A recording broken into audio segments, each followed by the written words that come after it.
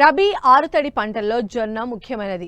ఆహార పంటగానే కాక పశువులకు మేతగా, కోళ్లకు దాణాగా వినియోగిస్తున్నారు. అందుకే కొన్ని ప్రాంతాల్లో పత్తి తర్వాత రెండవ పంటగా రైతులు జొన్నను సాగు చేశారు. ప్రస్తుతం 30 నుంచి 50 రోజుల దశలో ఉన్న జొన్న పంటకు ఆశించే చీడపీడలు, వాటి నివారణ గురించి తెలియజేస్తున్నారు ఆదిలాబాద్ కృషి విజ్ఞాన కేంద్రం శాస్త్రవేత్త రాజశేఖర్.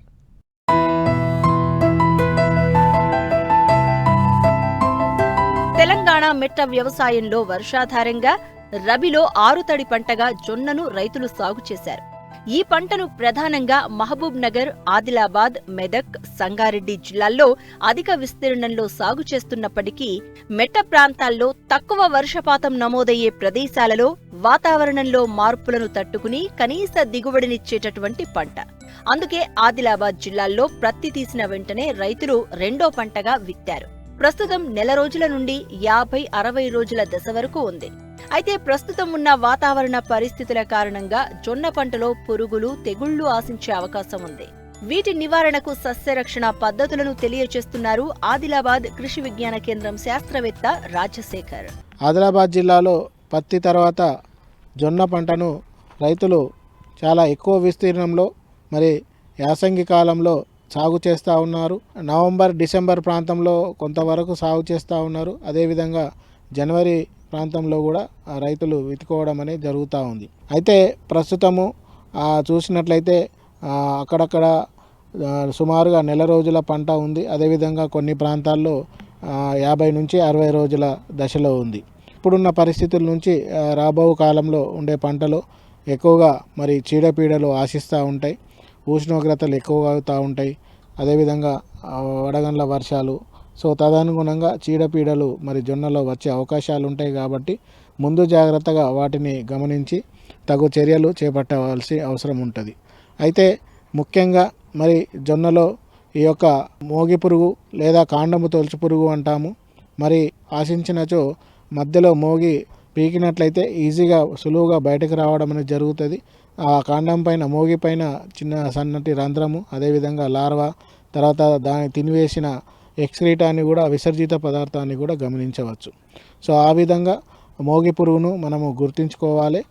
అదేవిధంగా ఈగ, కాండపు ఈగ కూడా మరి అక్కడక్కడ ఆశించడం అనేది జరుగుతూ ఉంటుంది. ఈ కాండపు ఈగ ఆశించినా కూడా మరి మోగి అనేది చనిపోవడం అనేది జరుగుతూ ఉంటుంది. ఈ రెండింటికి నివారణకి ముఖ్యంగా జొన్నలో ఈ మోకాలు ఎత్తు ఉన్న జొన్నలో ముఖ్యంగా కార్బోఫిరాన్ 3G గుళికలు ఎకరానికి 3 నుంచి 4 కిలోల చొప్పున వేసుకున్నట్లయితే ప్రాథమికంగా ఆ రెండు పురుగులను నివారించుకోవచ్చు. అదేవిధంగా మరి పిచికారీ మందులైనటువంటి ఈ క్లోరోపైరిఫాస్ 2.5 మిల్లీలీటర్లు లేదా లాంబ్డాసైలోత్రిన్ 1 మిల్లీలీటరు లీటర్ నీటికి కలుపుకొని పిచికారీ చేసుకున్నట్లయితే ఈ కాండపు తొలుచు పురుగును నివారించుకోవచ్చు. ఇకపోతే ప్రధానంగా మరి ఈ మధ్య కాలంలో గత 2-3 సంవత్సరాల నుంచి మొక్కజొన్నతో పాటు ఈ జొన్నలో కూడా ఈ యొక్క కత్తెర పురుగు అనేది ఎక్కువగా ఆశిస్తూ ఉన్నది. ఈ కత్తెర పురుగు ఎక్కువగా ఆశించి బాగా నష్టపరుస్తూ ఉన్నది. కాబట్టి కత్తెర పురుగు విషయానికి వస్తే ఇది కూడా ఆకు సుడులలో మంచి నీడకు ఉండడం, దాక్కొని ఉండడం, తద్వారా ఇవి మందులు ఎటువంటి మందులు పిచికారీ చేసినా కూడా వాటిపైన పడకపోవడం వల్ల అవి చనిపోవడం అనేది జరుగుతూ లేదు.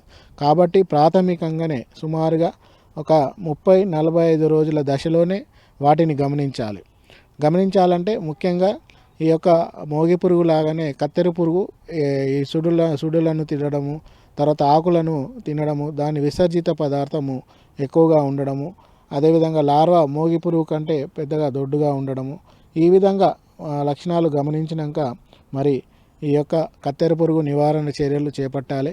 మరి ముఖ్యంగా ఈ కత్తెర పురుగు నివారణ చర్యలు చూసినట్లయితే మరి ఇది ముందు మన చేనులో గమనించాలంటే ఎకరానికి 4 లింగాకర్షక బుట్టలు అమర్చుకోవాలి.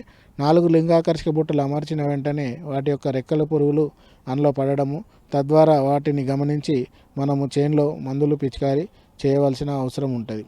సో ఈ యొక్క వీటికి కూడా కొంత గుళికలు వేసుకోవచ్చు. లేదా అంటే పిచికారీ మందులుగా ముఖ్యంగా పైనోటరం డెలిగేట్ అనే రూపంలో దొరుకుతుంది. 0.9 మిల్లీలీటరు లీటర్ నీటికి, లేదా లాంబ్డాసైలోత్రిన్ ప్లస్ క్లోరాంథ్రినిప్రోల్ అనే మందు 0.4 మిల్లీలీటర్లు, లేదా థయోమిథాక్సమ్ ప్లస్ లాంబ్డాసైలోత్రిన్ అలీకా రూపంలో దొరుకుతుంది.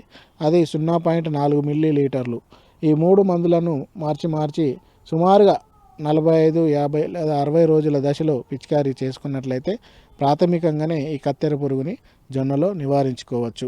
అదేవిధంగా మరి ఇటు లింగాకర్షక బుట్టలు, అదేవిధంగా పిచికారీ మందులతో పాటు సోలార్ లైట్ ట్రాప్స్ కానీ లేదా రాత్రిపూట గట్లపైన మంటలు అమర్చుకోవడం వల్ల కూడా ఈ యొక్క రెక్కల పురుగులు వచ్చి దాంట్లో పడిపోవడం వల్ల ఆ విధంగా కూడా మనము ఈ కత్తెర పురుగుని నివారించుకోవచ్చు.